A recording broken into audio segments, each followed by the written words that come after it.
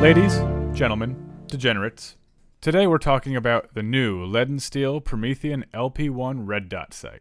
Full disclosure, Grantham style, what is my relationship with Lead&Steel? Well, they don't know me. I don't know them. I purchased this optic on my own with my own money. I have a very early example here, serial number 21.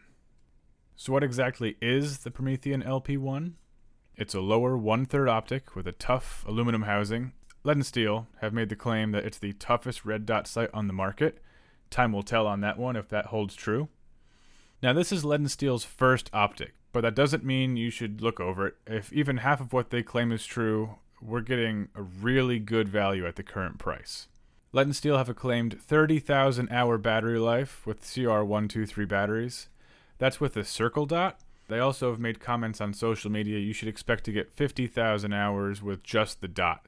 That's a comparable battery life to optics like the Aimpoint T2 or most hollow suns. Speaking of changing the reticle, you get the 2 MOA dot, the 65 MOA ring, and the combined ring dot, donut of death, circle dot, whatever you want to call it. The reticle adjustments are 0.5 MOA, so you can get really precise when you're zeroing this thing. I had a nice zero at 50 and 100 yards, no problem. There are 5 daytime brightness settings, 2 night vision settings, and Lead&Steel claim a 10-meter water submersion rating. I haven't tested that. We'll see if that actually holds up in the future. Hey, what's going on, team? Just want to take a second. Thank you all for taking your time out of your day to watch and maybe like and comment the video while you're at it. I'm enjoying the fall weather, wearing some fall camo while I still can. So thanks for sticking around. Back to the video. This thing does have a nice quick detach mount. It performs almost as well as the EOTech EXPS mount. I've tested it. I'll show you a quick video right here. Right, so supposedly EOTech, we just tested it, does have a hold zero quick disconnect. And it worked. So we're going to see if the Promethean is the same way. And that's, there we go. Now it's on there. There's no wobble. It's on. Yep. So we'll see if it holds zero now. No, there's 4 shots in the left one. So we're gonna go for that left thing, see if we can get some more than 4.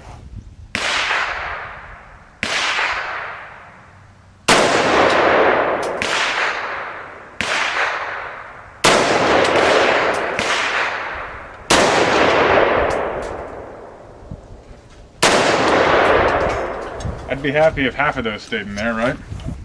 We tested it and got a shift maybe of 1 or 2 MOA when reattaching. Not too bad. That's pretty good.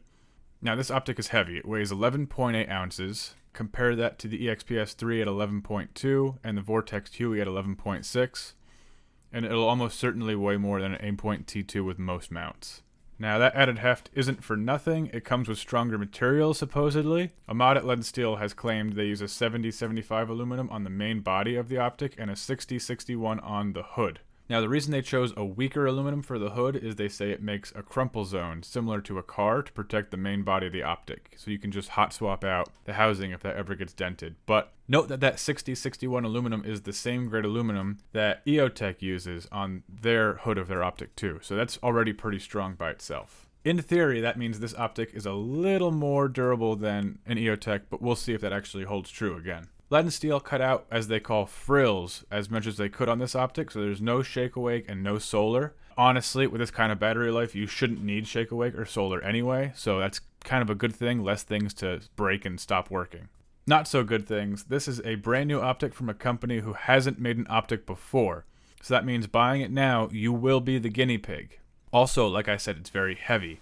We'll see if that actually means it's more durable, time will tell. But keep in mind, ounces are pounds. It's also not a holographic sight, so if you want to magnify it, that dot will get bigger unlike the EOTechs or the Hueys. And lastly, Lead&Steel have said that the LED and electronics are sourced from Tokyo and the housings are made in Hong Kong. They do plan, however, to make those parts in the States, but the final assembly right now is done in Ohio. That means you get a lifetime warranty and American customer support if that's important to you. Now, what do I think about this optic? I've put close to 1,000 rounds, probably 800-900 rounds through this thing so far with my friend at the range. Haven't had any real issues. It held really good 0.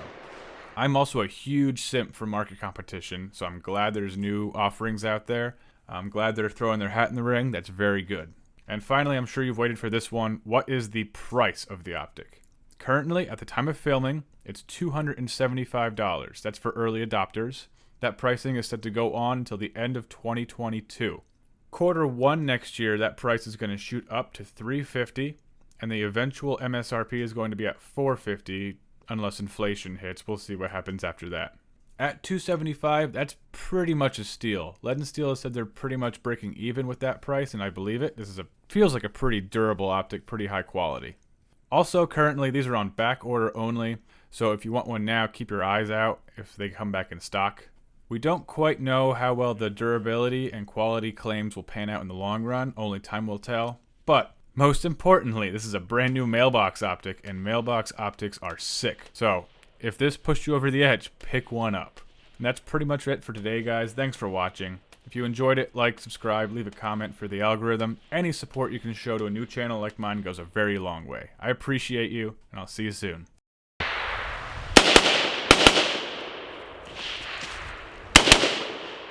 4.9. Damn.